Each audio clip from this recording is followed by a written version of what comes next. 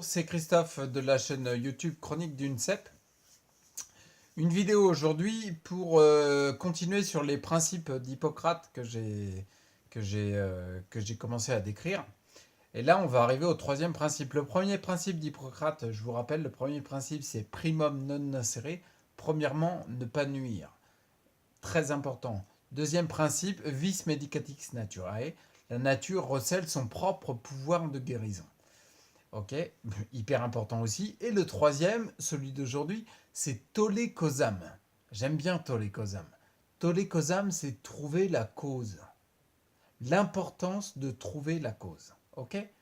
Pour illustrer l'importance de trouver la cause, je vais te prendre deux exemples qui n'ont rien à voir avec la santé et je ferai le rapprochement en fin de vidéo avec la santé, l'importance de trouver la cause. L'importance de tolle causam. Donc du coup, on va prendre deux exemples dont j'ai déjà parlé dans les autres vidéos, mais je vais les reprendre parce qu'ils sont pertinents, je trouve. Pardon. L'exemple du tuyau d'arrosage. Le tuyau d'arrosage. Par exemple, imagine, tu as un tuyau d'arrosage dans ton jardin, tu es en train d'arroser tes fleurs, etc. Et il y a un souci, c'est que le tuyau d'arrosage, il commence à gonfler. Comment on appelle ça déjà? Ah oui, gonfler, il fait des hernies, tu vois. Il fait carrément une hernie, il commence à gonfler, il commence à fuir à différents endroits. Tu sens que ça commence à partir en sucette. Il y a des fuites et tout. Et toi, qu'est-ce que tu dis? Tu te dis, bah tiens, il faut que je fasse quelque chose parce que là, ça commence à être vraiment le bordel, quoi. Donc du coup, tu commences à prendre du ruban adhésif, du scotch, du machin. Tu vas venir entourer ton tuyau pour maintenir cette hernie plus serrée, finalement, puis pour éviter qu'il y ait des fuites. Ok, c'est bien. Mais là, tu es en train d'agir sur le symptôme. Tu es en train d'agir sur la conséquence. Dans la santé, on appelle ça un symptôme. Et même ton tuyau d'arrosage, c'est un symptôme. La fuite, l'hernie, tout ça, c'est une conséquence de quelque chose. Notre monde, c'est le monde de la causalité. Il y a des causes et des conséquences. Là, c'est une conséquence. Tu pourras agir sur toutes les conséquences que tu veux. Tant que tu n'auras pas agi sur la cause, il y aura le problème. D'accord?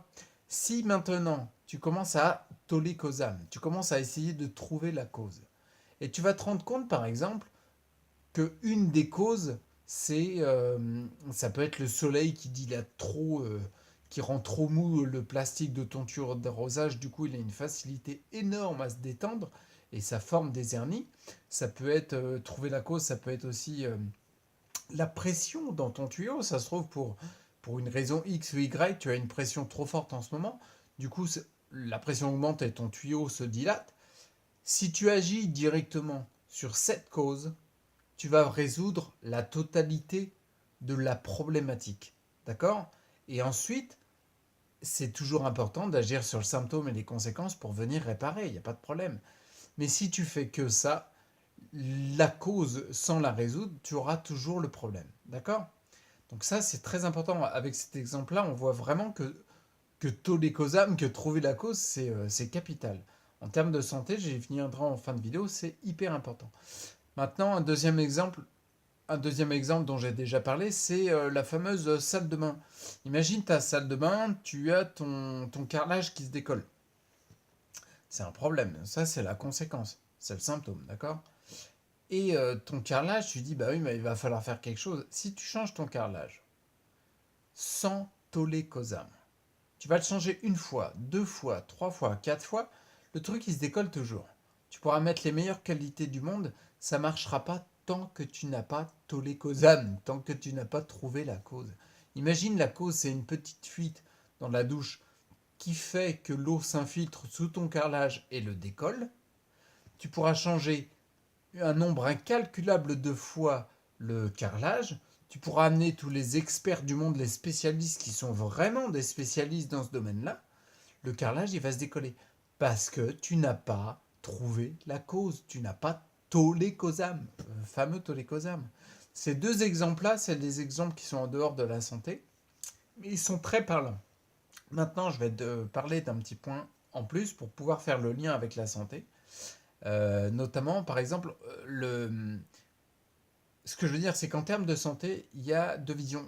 On est vraiment, à notre époque, et surtout dans notre culture, notamment la France, la partie européenne, la partie occidentale, on est vraiment dans une culture de essayer de chercher le pathogène pour l'anéantir, pour le tuer. C'est-à-dire, on a vraiment cette croyance qui est ancrée, qui est issue de la, de la pensée pastorienne de Pasteur, qui a été très très bonne à une époque, qui a été vitale parce qu'elle a évité des épidémies, mais on a cette culture, cette croyance qui est il faut tuer le pathogène, la bactérie, le virus, le champignon, il faut le tuer pour ne plus être malade. D'accord? Cette vision que le pathogène est l'ennemi quelque part. D'accord? Alors Pasteur, il avait un homologue, il avait un collègue qui lui avait une pensée différente, j'allais dire, pas contraire, mais complémentaire, qui était que le terrain était très important. Le terrain, s'il est favorable à un pathogène, il va se développer. Par contre, si le terrain n'est pas favorable à un pathogène, il ne va pas se développer. D'accord? Donc là, quand on parle de terrain en termes de santé, on est en train de parler de toi, de moi, de chaque individu. Si l'individu est favorable pour la prolifération de certains pathogènes, ils vont se développer. D'accord? Je vais prendre un exemple pour ça, par exemple. Pour illustrer ce propos-là, imagine par exemple, tu es habitué à aller en dehors de la santé, l'exemple. Imagine, tu es habitué à aller aux champignons, d'accord? Tu vas ramasser, tu as des coins à champignons qui sont nickel. Mais tu les connais, tu les dis à personne parce que tu sais qu'il y a des cèpes, des bolets, des morilles, tout ce que tu veux. Tu les connais et tu y vas tous les ans, ça. D'accord? Mais si tu y vas en plein été, d'accord? Ou si tu y vas en plein hiver, est-ce que tu crois que tu vas avoir des champignons? Ben non. Pourquoi? Parce que le terrain, il n'est pas favorable. D'accord? Si ton terrain n'est pas favorable, ton champignon, ta morille, tu pourras essayer de te faire des omelettes au bolet, ça passera pas parce que ton terrain n'est pas favorable. Donc tes champignons, tu n'en auras pas. Tu vas te pointer, tu vas dire là, c'est le meilleur des terrains à champignons, des coins à champignons. Mais là, le terrain n'est pas favorable. Donc ça ne marche pas. Par contre, tu vas à la saison des champignons, il va y avoir une prolifération énorme. Pourquoi? Parce que le terrain est favorable. Et ça, c'est très important quand on fait le lien avec le fameux tolécosam, qui est le sujet de la vidéo. C'est que ton terrain, ça peut être la cause. Si ton terrain est favorable à la prolifération des candidats albicans ou d'autres choses, ça peut être la cause la première à traiter, et non pas le symptôme de tes candidats albicans, ou d'autres choses, peu importe. D'accord? L'importance de trouver la cause, ça peut être ton terrain. Je vais te prendre un exemple, et le terrain, ça peut être aussi bien physique, mental, émotionnel. Tu te rappelles, on l'a vu dans une autre vidéo. Le physique, mental, émotionnel est lié. Donc il peut y avoir, par exemple, un élément émotionnel que tu vis qui rend ton terrain favorable à la prolifération de certains pathogènes. D'accord? Il peut y avoir quelque chose de physique, physiquement une glande endocrinienne, les glandes surrénales par exemple, qui sont fatiguées, qui vont faire que ton terrain est favorable à la prolifération de certaines bactéries et du coup vont générer beaucoup d'inflammation. Il peut y avoir plein de causes et forcément dans nos pathologies, on a beaucoup de causes à traiter. D'accord? Je vais te prendre un exemple concret dont j'ai eu écho par une conférence d'un homéopathe de Lyon, pour faire le lien avec la santé, le fameux tolécosam, et le lien aussi avec l'importance du terrain. D'accord? Cet homéopathe de Lyon a eu un cas, c'est concret, hein, c'est pragmatique et concret, excuse-moi. Pragmatique et concret, c'est-à-dire c'est scientifique, il a vécu ce truc-là. Donc il y a une dame qui a amené son fils voir cet homéopathe. Elle a fait un peu plus de 100 km pour venir le voir, d'accord? C'est important, tu vois. Elle vient le voir et elle lui dit, voilà, mon fils, il a une angine blanche, donc il est rétamé, tout, etc. Je viens vous l'amener pour voir si vous pouvez faire quelque chose. Ok, l'homéopathe, qu'est-ce qu'il fait? Il l'ausculte, il regarde et il dit l'homéopathe, hein, d'accord? L'homéopathe, il n'est pas borné. C'est-à-dire, il essaie de trouver l'élément le plus adapté, d'accord?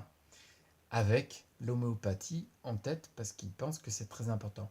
Il regarde, il analyse, il ausculte, et là, il lui dit, écoutez, d'habitude, je donne des remèdes homéopathiques, mais là, l'angine, elle est comme avec l'angine, elle est vraiment balèze. On va passer aux antibiotiques. Moi, je conseille les antibiotiques. Alors, la dame, elle dit, oh, je vous arrête tout de suite, j'ai fait 100 km. Si c'était pour avoir des antibiotiques, j'aurais été voir mon médecin généraliste qui habite pas loin. Là, j'ai fait 100 km, j'aimerais bien que vous lui donniez un remède homéopathique. Et elle lui précise, elle lui dit, c'est vrai, on sent qu'elle avait conscience que les émotions peuvent jouer. Elle lui dit, je vous précise, émotionnellement, il a vécu quelque chose hier soir qui était difficile. En fait, il était rentré de l'école, son père est venu le chercher. Le fils a répondu un moment à son père, je ne sais plus pourquoi, et son père l'a giflé devant ses camarades. Au niveau émotionnel, c'est pas forcément agréable. J'imagine, je crois que le gamin il avait 13 ans, un truc comme ça. 13 ans, tu te fais rembrouiller devant tes potes en te faisant claquer par ton père. Au niveau émotion, c'est peut-être un peu difficile. Donc, elle lui dit juste ça. Lui, il lui dit, écoutez, je fais un prélèvement quand même, parce que c'est balèze, et je l'envoie à analyser en laboratoire. Et je vais lui donner un remède homéopathique qui va travailler plutôt sur la partie émotionnelle, sur la frustration, le fait d'être vexé, etc. Et elle repart avec ce remède-là. D'accord? C'était en fin de semaine. Le samedi matin, d'habitude, il n'appelle pas ses patients. Le samedi matin, il a les résultats du labo. D'accord? Et là, le résultat des labos, tu sais ce que c'est? Un staphylocoque doré. Là, on est dans du gros pathogène. D'accord? Staphylocoque doré. Tu rigoles pas avec ça. Ok. Il appelle la dame de suite, parce que là, il se dit c'est antibio direct. Il appelle la dame et il dit voilà, je vous donne les résultats de l'analyse du labo. Votre fils, c'est un staphylocoque doré qu'il a. Donc, il ne faut pas rigoler avec ça.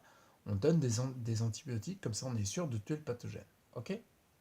La dame lui dit attendez, je vous arrête tout de suite. Mon fils, il a plus de fièvre, il a plus d'angine, il est en train de sauter partout, il s'amuse, il fait la foire, tout va bien. Donc, aucun problème. Nickel. Mais là, ce qui est intéressant, c'est que l'homéopathe, il se dit mais attends, déjà, j'ai agi sur une cause émotionnelle éventuelle et ça s'est arrêté. Tu vois, l'importance, là, je fais le lien, c'est que quand on trouve la cause, peut-être que la cause, des fois, c'est notre terrain qu'il est plus important de rééquilibrer pour que le pathogène ne se développe pas. Rappelle-toi des champignons. Si tu vas au coin champignon et que c'est pas que le terrain n'est pas favorable, tu n'auras pas de champignons. Ben là, est-ce que dans nos maladies, dans nos pathologies, est-ce que les pathogènes qu'on aurait tendance à vouloir tuer ne sont pas uniquement en prolifération et en développement parce que notre terrain, la cause, notre terrain y est plus favorable. Tu vois?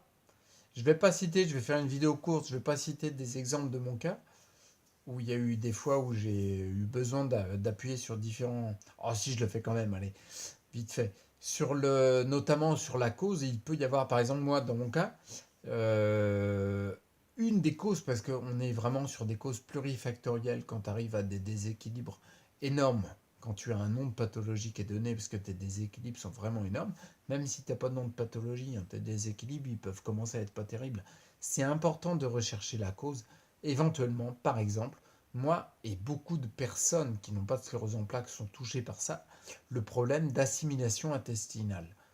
Alors on va dire, bah oui, mais tu as des désagréments. Par exemple, tes symptômes, ça peut être, je sais pas moi, des acouphènes, des angines à répétition, euh, des, des ventricules, des diverticules, pardon, n'importe où, des ventricules.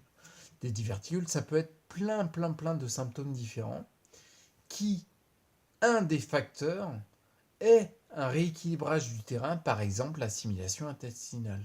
L'assimilation intestinale, j'y ai bossé beaucoup, et ça a régulé certains symptômes. Par exemple, là, en ce moment, je bosse beaucoup sur les glandes surrénales.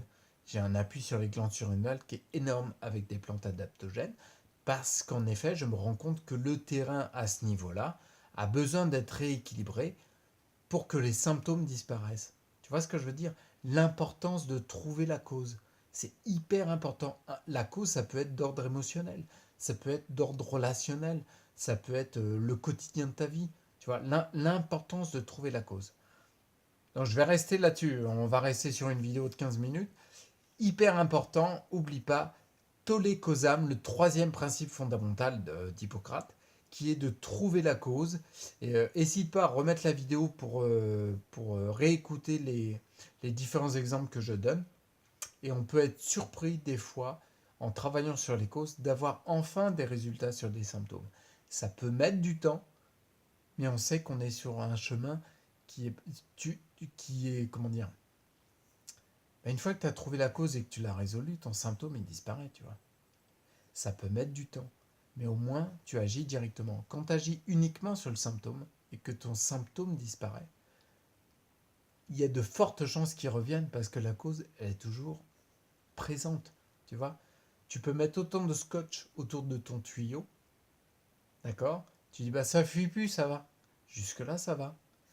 Mais la pression qui est trop forte à l'origine dans ton tuyau, à l'origine au robinet, quoi, bah si elle n'est pas changée, ça va fuir ailleurs, ok? Allez, je t'encourage vraiment à toller causam, à trouver la cause, en tout cas à la chercher pour pouvoir essayer d'améliorer ta santé.